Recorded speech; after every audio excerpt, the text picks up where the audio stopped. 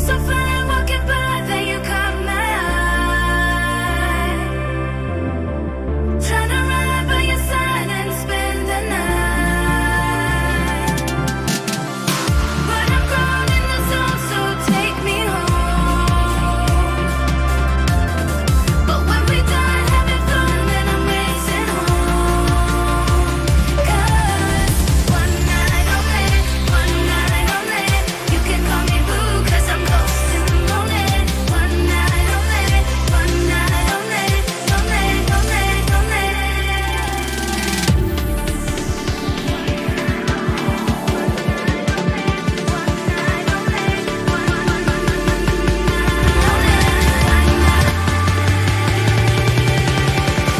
you so fine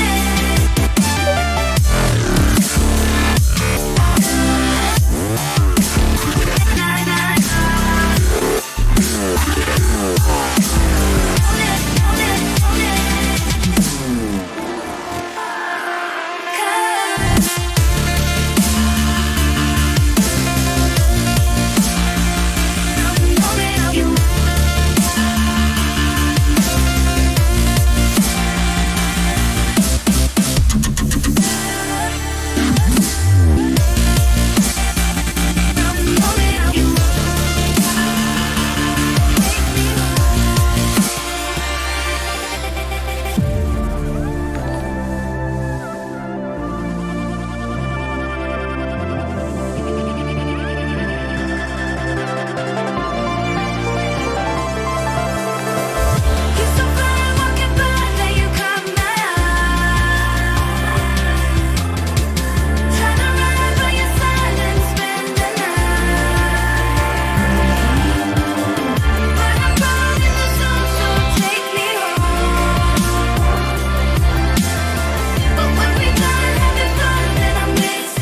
Hello and welcome to tonight's broadcast. My name's Robert Hazley from Do It Drift Esports, and I'll hand you over now to tonight's commentary team, Zach and Nick.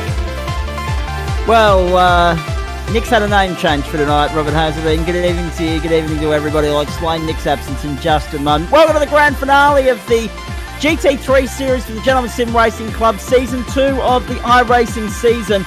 And as you can see from the ocular aerial shots, tonight's destination is the Holy Grail, the Mecca, the sacred ground of Australian motorsport, the hallowed turf that is Mount Panorama, the 6.213 kilometres of motor racing real estate, dubbed the best in the land. As I say, Zach Capeman in the commentary box with you, taking you through tonight's broadcast, joined by Chris Whittaker this evening. Nick's actually going to focus on his driving tonight, which around a concrete canyon like this with a big field and there's over 40 in the server is something that he'll no doubt appreciate being able to do, focusing on the task at hand that he's driving rather than trying to multitask and do in-race comms as well. Paul Nichols, however, will be an in-race reporter for us, and we're looking forward to checking in with him very shortly. In the meantime, Chris Whittaker, welcome to you. Great to have you on board, mate. We'll have a look at the championship points there on your screen in just a moment. Always good to go racing at Mount Panorama, and especially when titles are on the line. Yeah, 100%, Zach. I'm really looking forward to tonight's race. 2 hours around the greatest track in the land, mate. I'm going to go one better, the greatest track in the world. It's there is nothing like Bathurst. Yeah, looking forward to this one. It's going to be a bit of a mix-up with the Pro-Am boys and with the Pro. So I'm interested to see where we land there. I'm backing the Pro-Am guy. I reckon we see a Pro-Am guy on the top at the end just to stir the Pro boys up for next season. See how we go. Can't rule it out. There's one of them in the top 10 at the moment and one just outside. Get to that in a moment. Championship points look and tell the story for you here, ladies and gentlemen. Tonight it's a double header in terms of the double whammy for you. You've got the pros against the pro-ams in the one server. Rather than having the three separate servers, only the AMs not featuring in our broadcast feed tonight. Pro standings you see on your screen there. You've got three different manufacturers in the top 10. It's been a tale of Mercedes versus Ferrari versus BMW all season long. Brenton Hobson just 13 points over Dennis Gaderick and just another 13 over Emma Candola. 26 points separating the top three, and with double points on the line here tonight, either one of those three men very much in contention of winning it here. Jeff Connell, very much an outside chance. So too Ross Ponting, 298, 297. They would need the top three there. Hobson, Gaderick, Candola. to evict from the server, essentially, if they're going to have any chance of winning here. Michael Schreier on 266. This is the logjam here, just 11 points separating 6th through 10th. So a lot on the line, a lot of positional changes likely in the top 10 there. Having a look at the season so far, just 4 times have we seen a pole position be converted into a win. That's been done twice by Dennis Gatherick, twice by Emmerich Candola. Gatherick with 4 wins so far this season. Candola with 3, 1 each for Connell and Hobson. Important to note that Emmerich Candola has also scored the most pole positions so far without the most luck. 4 pole positions for him, 3 for Brenton Hobson and 2 for Dennis Gatherick. Now, 3 for Brenton Hobson, important to note. Not once when he's claimed pole position has he converted into a race win. He has, however, gained 1 race win throughout the course of the season. I'll get back to those championship points a little bit later on if we get time, because obviously we haven't gone through the AM server, but Yanni is the clear leader there at this point in time, and it's very hard to see him being beaten tonight, especially when you look where he is on the grid right now. Mount Panorama, that's the holy grail. That's the setting for tonight. Really looking forward to this race. As we say, fine day, no rain. Probability of a safety car, 100%. 2 to 3 pit stops depending upon the car you're driving. There's a point to be made on that from Chris Whitaker in just a moment. 6.213 kilometres, anti-clockwise the direction, 23 corners, 14 to the left, 9 to the right. Top speed of 285 kilometres an hour. 60% of the lap is spent on full throttle, and of course the race distance is 2 hours. First time past the post, once that clock expires, is when the flag will fly. Chris, it's going to be interesting throughout the course of the season as you see the shots come in there from Mount Panorama Bathurst. I'll get to the weather forecast and everything else in just a moment. Fuel burn's an interesting talking point. You were saying to me off air before we came on here that BMW is the car to watch in that regard, and it could come back to serve them well in the back end of the race if we require a third pit stop, because as we know, there's that possibility of a third. 2 pit stops is what a lot of people are going to try and run with, but maybe a third is going to be needed depending upon tyre wear, fuel burn, and a few other factors. Yeah, 100%, mate. So it's I'm going to try explain this without confusing myself in the process, but no promises. And me as well. In a nutshell, the BMW is a little bit better on the fuel economy than what most of the other cars are, and from what I've found, it's probably possibly the best of late anyway. So with the balance of performance, what they do to compensate the good fuel efficiency of the BMW is limit the tank capacity. So it doesn't hold as much juice as what the Ferrari or the Merc, for argument's sake, will hold. Now, being that tonight we're running at a 75% tank capacity cap, that's actually going to benefit our BMW drivers. So the Beamer is a real quick car over the top as well. Really, really good aero on it, really nimble and pointy. So the other thing that you can do around here is fuel save very, very efficiently in the BMW. So the old Merc, for argument's sake, as we see on screen here with the 32, up the hill, absolute animal. It's really, really difficult to keep up with it, to catch it. But yeah, I mean, if I was in this race, it'd be hands down straight into that Beamer and seeing if we could replicate what was done a couple of weeks ago in that 3-hour Teams Enduro. You're watching Daniel Birchnell on screen there, the 111. He's in 32nd position at the moment, into the chase, trying to improve on that. Yeah, it does get confusing, don't get me wrong. Now, the field is capped at, we've got 46 in the server. We've got a couple of people burning from the stern, not least Nico Pop. He's looking at starting down there in 45th or 46th position. Paul Nichols, good evening to you. You're just one of many in the Pro-Am split that have come up to join the main show this evening. And from what we see here, you've managed to clock the 15th fastest time, mate, which is a very good starting position for a Pro-Am. Yeah, surprised. I got into qualifying and made a couple of mistakes myself and put it in the wall, and was getting a bit frustrated, a bit of traffic and a few other things going on. But yeah, happy with that's my only lap that I actually set. So happy with that. 2:05.2. That's where the pace will be. I mean, I think the race pace is going to be around 2:06, 2:07, 2:08, somewhere around there, just depending on how we go. But yeah, looking forward to this one. Fantastic. Can't do this without the great support of the people of LJ Hooker, Gaindar, Central Coast Subaru, Flash Graphics and Oculair for you, ladies and gentlemen. I was about to give LJ Hooker 2 plugs in 3 seconds. We'll get back to that a little bit later send him on. a new voice. Exactly. Let's have a look at the grid here, folks. Dennis Gatherick on pole position.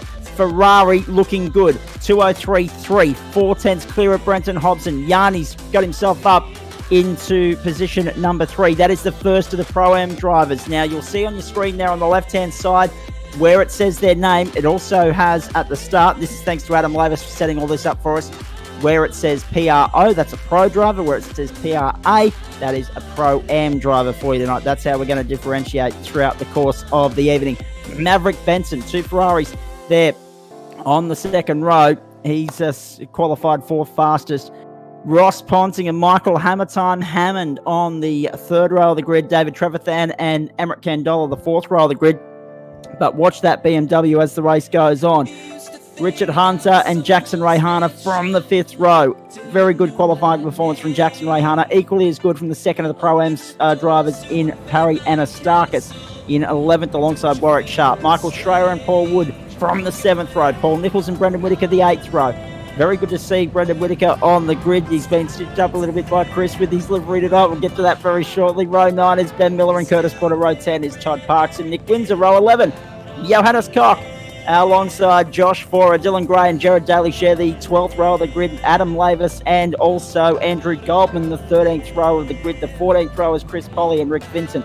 Then we go back to Jamie Welch and Daniel Birchnell rounding up the top 30. Behind them, David Johnston and Curtis Williams, Richard Mitchum and Matt Austin, Chris Stark and Pete Matson, Brett Selby Wood and Scott Griffiths, with Andrew Hayes and James Wilkins rounding out the 20th row of the grid, 39 and 40 respectively. Luke Gathercole and Grant Gill, then Nico Pop, Dave Farrelly, Laser Dave of course, then of course Kim Forer and Daniel Aish make up the 46 car field here for this 2-hour race. Track conditions, all important. Have a look at this. Mostly cloudy, 24 degrees. It's never been 24 degrees this early in September in Bathurst in your life. 7th of September, so it's actually for the first time ever set to the actual day of the broadcast. 3:56 in the afternoon. So this race will go into the dark. Sunset, if the iRacing server's got it absolutely spot on, sunset in Bathurst today was scheduled for 5:48. So we'll finish this in the dark. It'll be an absolutely spectacular sight. Mostly cloudy, 24 degrees, track 26 degrees, 14 kilometres an hour, the easterly winds for you. And we should point out, so pace car speed limit will be 88 kilometres an hour, pit lane speed limit just 50 kilometres an hour. Incident count penalties, a little bit of an adjustment there tonight, 25, and then every 5 after that. And the incident count for DQ limit, no limit there. Fast repair limit expanded to 2, which is fair, Chris, given that the race is more than twice the length, almost 3 times the length of a normal sprint race. Who's your tip, please, mate? Dennis has just got some raw pace on board there, so I'm thinking I'll go Dennis, and then we'll throw a cheeky $5 on Yanni as well for that Pro-Am winner right at the front of the field. Hopefully he can give these Pro Boys something to chase. If you're having a punt, do it responsibly, ladies and gentlemen. Get ready. 2 hours from the best piece of motor racing real estate anywhere in the world, as Chris Whitaker put it a few minutes ago. Mount Panorama ready to ignite with the roar of GT3 cars, 46 of them in fact, and a champion will be crowned in 2 hours' time. Let's go racing at Bathurst!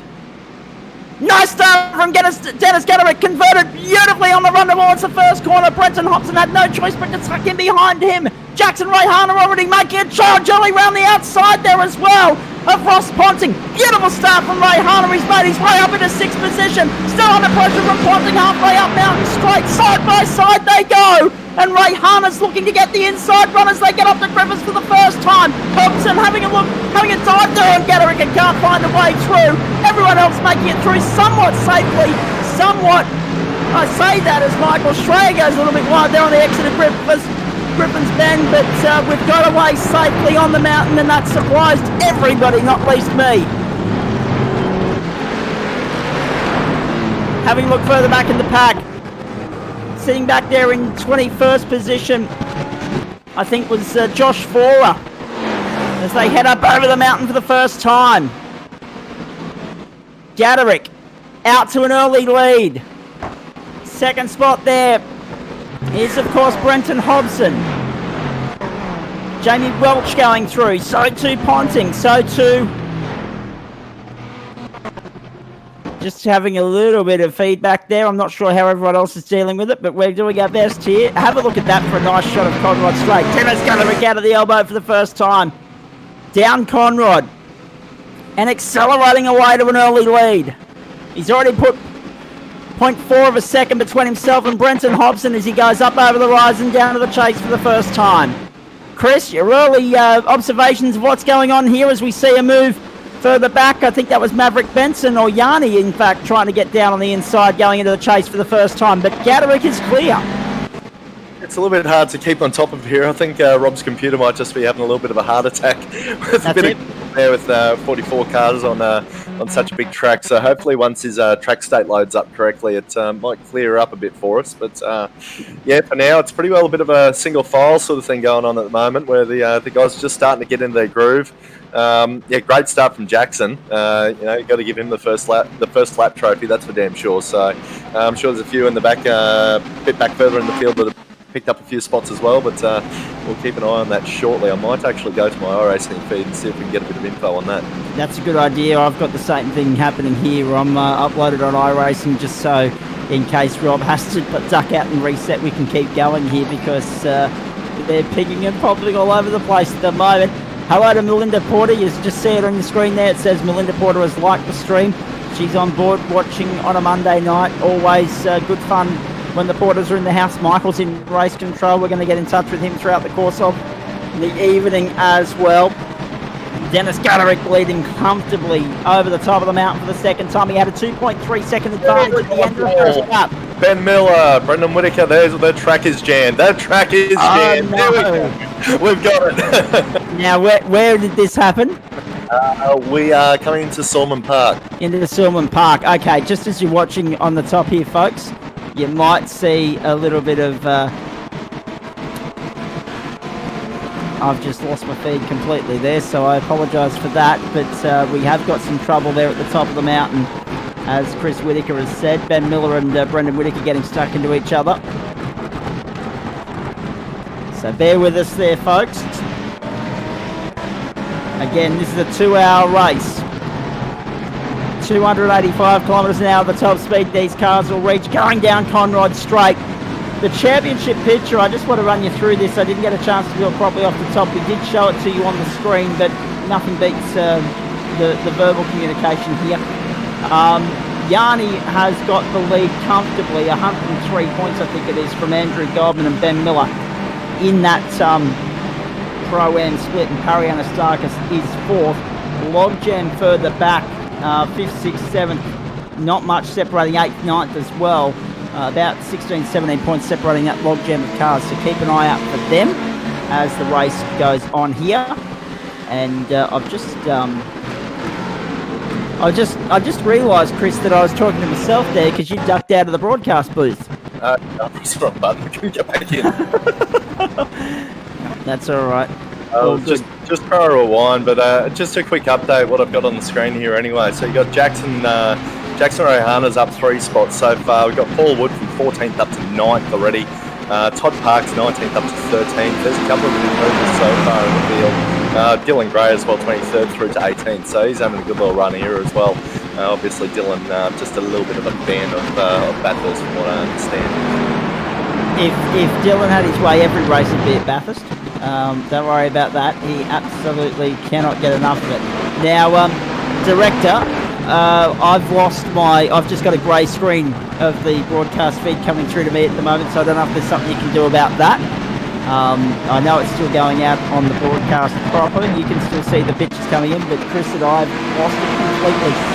Dennis Gaderick, the leader, 3.1 seconds to Brenton Hobson, 2 then back to Yanni, who's sitting there in position number 3. Maverick Benson, Emmerich Candola, Ross Ponding, Jackson Rayhana, and then Richard Hunter with Paul Wood and Warwick Sharp making up the top 10 at this point in time. 3.1 seconds, the advantage first to second here. Field stretch across the top of the mountain and down onto Conrod one more time. Again, I apologise, folks. I'm purely at this point in time commentating off what I'm seeing on the iRacing screen. Yeah, guys, I'm not sure what's causing this. It's never done it before. I'm getting flashbacks of that TCR screen back in early couple of weeks ago. Yes. I have no idea whether I'm trying to fix it behind the scenes, so I apologise for this. That's all right. You do what you need to do. I'm going to go back and talk about the Ross Ponting battle, because here he comes down on the inside of Hell Corner. Can't get by Richard Hunter. Their next target is Jackson Rayhana. That's the battle for 6th, 7th and 8th at the moment. Emmerich Candola, after starting 8th, has moved up to 5th. And Jackson Rayhana, after starting 10th, moved up to 6th, and he did most of that on the opening lap here. The Mount Panorama Circuit, 6 minutes 15 seconds last time by the line for Dennis Gaderick. So the early race pace is around the 2:05s, which is not too bad for this time of the day. When you look at the track sim time there, Chris, 7th of September, 4:05 in the afternoon. So the sun is going to play a part here as well. The drivers are going to have it in their eyes towards the back end of this race, and the lights will need to be ablaze as well. Hi guys, I'm just going to reboot iRacing. I apologise and see if that fixes the issue. So I'll let Zach keep commentating for a moment so you know what's going on, and we should be back in just a couple minutes. All right, no worries, and I'll do my best here, and Chris will do his best as well. But obviously some tech issues here at the start of the broadcast. Apologies for that, folks. Especially annoying considering it is the Holy Grail and the jewel in the crown as far as the championship is concerned. The championship's been interesting, Chris. Let's just focus on that for a moment while everyone's watching the little pug dog do its thing. In Pro, you've got Mercedes leading Ferrari, leading BMW. In Pro-Am, you've got Ferrari leading Audi, leading BMW. A flotilla of Mercs sitting there 5th, 6th, 7th, 8th, and 9th, and a Ford in 10th. So a lot more variety in terms of the manufacturers we're seeing at the pointy end of town in that Pro-Am split. I'm actually surprised to see so many Mercs up in the Pro-Am split as well. It's obviously got its wings clipped fairly severely in the update a couple of months back now, and it really changed it from what was a super competitive car in pretty well anyone's hands into a competitive car in the right hands. But the Audi, if you consider something like that, it's an absolute weapon. It's probably one of the quickest cars on track. It is just so hard to drive, which is why you don't see many in that. The BMW, probably one of the best all-rounders in line with the Ferrari. As long as you can get your setup to work and get the Ferrari to turn, it's a quick car. It's a rocket ship down the straight. Just trying to get away from the understeer that thing naturally produces is the hardest part. Indeed. Now, have a look at this. Richard Hunter down on the inside of Jackson Rayhana. That's Ferrari on Merc, job done, and Richard Hunter moves into 6th position. Now, Yanni, and I'm just going to retract the message from Pariana Starkus last week of the exact pronunciation of Yanni's surname there, and I'll get that to you very shortly. But he's under pressure from Maverick Benson at the moment in an all-Ferrari fight for 3rd. But a Pro-Am driver in the top 3 already. That's very well worth noting here. I've now picked up a battle between Paul Nicholls and Brett Selby-Wood. I was going to cross to Nico. I won't at the moment because he's under pressure from Brett Selby-Wood here coming out of the chase one more time. Or putting the pressure on Brett Selby-Wood, one of the two, or putting the pressure on Pete Matson. I'm not sure what's going on there. Again, apologies. The screen is flicking and annoying the hell out of us at the moment. We're persevering as best we can. I believe that's you putting the pressure on Pete Matson, Paul Nicholls, as we say good evening. Are you in a position to talk to us? I can now. I'm on a straight, but yeah, got caught up in an incident up the top of the mountain out of the cutting, but it is what it is. Keep going. Move on. Yeah, exactly. All right, we'll check in with you a little bit later on, mate. Go well. Thank you. Dennis Gaderick leads Brenton Hobson the lead, 4.1 seconds. See, Chris, this is the thing.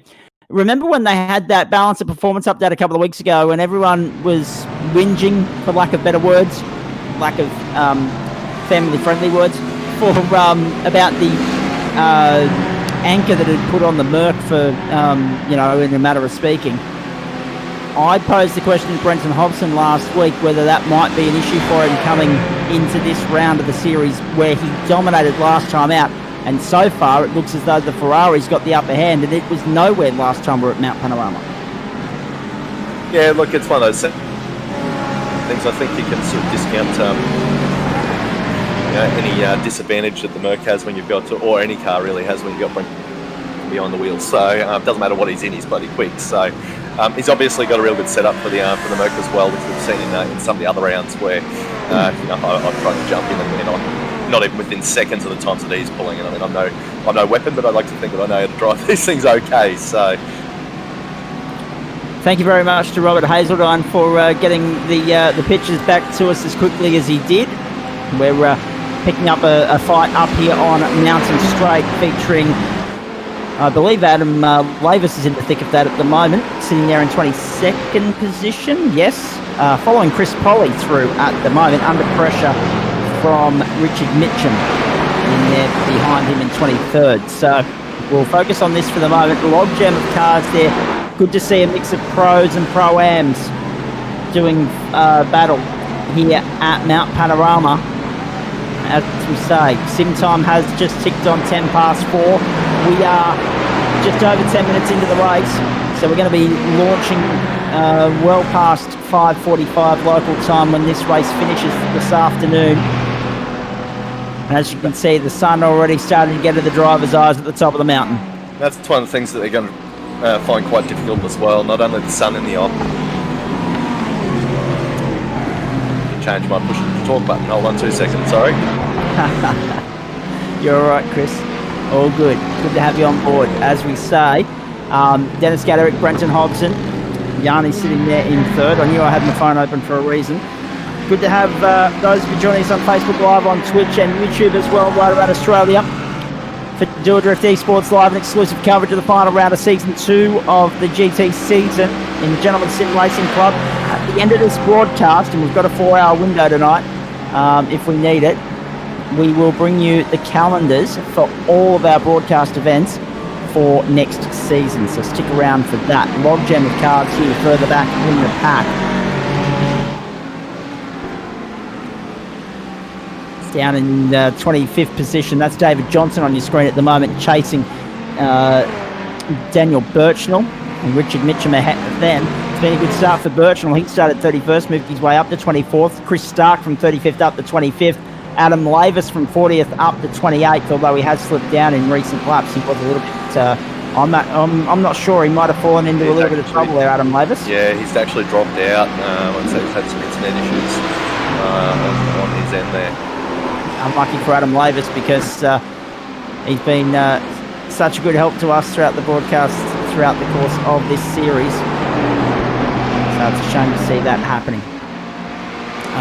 Just updating you at the top end of town, of course, folks.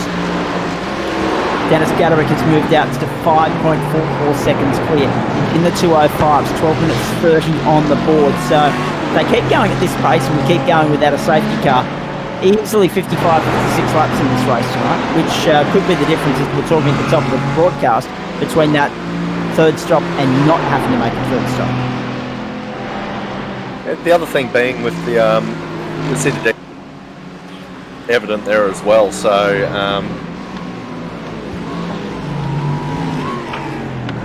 just lost Chris there for a moment. I'll come back to you, mate. Dennis Gaderick, Brenton Hobson, and then here we go. Yanni Soterio is the way to pronounce that surname for anyone playing along at home. Thank you to Parry Anastakis for confirming that for me last week. He's doing a brilliant job here in the Pro-Am split. As far as the Pro-Am competitors are concerned, I should say, putting the pressure on. We go on board with Michael Hammond down Conrod now, the 007, and another guy that's always worth watching in these Gentlemen Sim Racing Club events. Sideways, taily through the chase. After starting 60s, stuck down in 26th position at the moment. And I'd say a little bit less than impressed with that. Chasing Chris Stark at the moment, looking for a way through. So for the fact that Stark's gained 10 positions and Hammer's lost 20, they're now nose to tail on the racetrack. True Hell Corner on the run up Mountain Straight. As you know, 6.213 kilometres of motor racing heaven, and I think if we can take an onboard shot next time by the line, we might get Chris Whittaker to talk us through a lap. Actually, hold off on that thought, Chris, because we've got a special guest joining us in the commentary box now, and I'm very happy to say that this bloke is dropping by for a chat on his way home from Townsville, ladies and gentlemen, a man that was in championship contention when we got to this point in the last season. Trent Lavis, good evening to you. Just having trouble hearing Trent there at the moment. We'll. Looks like everyone's having technical difficulties tonight, so it must be the night for it. Must be the night for it. Trent, go, mate. I think we've got you now. No, it's very patchy there, mate. I'm sorry. We'll keep trying, and as soon as I hear you come through, we'll talk. So technology full moon, Zach. Pretty much. Chris has had issues. You've had issues. I've had none yet. Touch wood, fair dinkum. It's that sort of night for it. But no, Trent had a tremendous run up there in the Townsville Super Sprint category in Reed Park over the course of the weekend. We want to touch base with you on that. He is on his way home at the moment. That's why he's not on the grid. And we'll let the banter fly between him and Chris Whittaker very shortly as they make their way down Conrod Straight. While we try and get Trent sorted there, Chris, let's take this onboard shot with Michael Hammond if we can, Rob. Can we go on board with Michael Hammond? Yes, we can. Into the chase. Talk us around a famous lap of this famous track, my friend. Let's see if this push to talk button works. I've tried 3 different ones now, so we come That's in. better. That's it. Oh, hang on, you've jinxed it. We've lost Chris Whittaker as well. I'll just keep talking to myself, shall we? Down into hell corner. There you go. I'm just going to go no more push to talk. So I'm sorry if you get kids screaming in the background. I apologise in advance. So That's all right. Go for it. So yeah, into Murray's. We're way past that now anyway. Coming up Mountain Straight, so we'll just go right back through the Hell Corner again and pretend it's the start-finish line instead. So up over the crest here. In real life, the cars get loose, and the GT3 cars, their stables all buggery. So you're looking for the little road on the left here. We're back to 3rd gear. You pitched in. The second you get a pitch, you get it to that apex. It's mashed straight into the throttle, all the way up the hill here into the cutting, up to 4th. I hold 4th through the first part, back to 2nd, hold it out wide, pitch him in, get it through the cutting, get that drive up the hill as good as you can. Little bump right on the crest there as we come up towards Sulman. On quali trim, low fuel, clean tyres, you're flat out right the way through here. No lifting whatsoever, still wide open. These guys will be having a little bit of what we call a poo lift through here, but it's where the Schwink does those ones for you. As you come in, as you come into McPhillamy, a little bit too much exit curb there, and then you throw it off the top into the S's, and then my favourite track in favourite part of the track in real life, right there, the Dipper. That's incredible. We're just feeling the car just go completely loose underneath you, and you're just hoping that it hooks up when you stand on that throttle. So this is probably one of the hardest corners on the track, the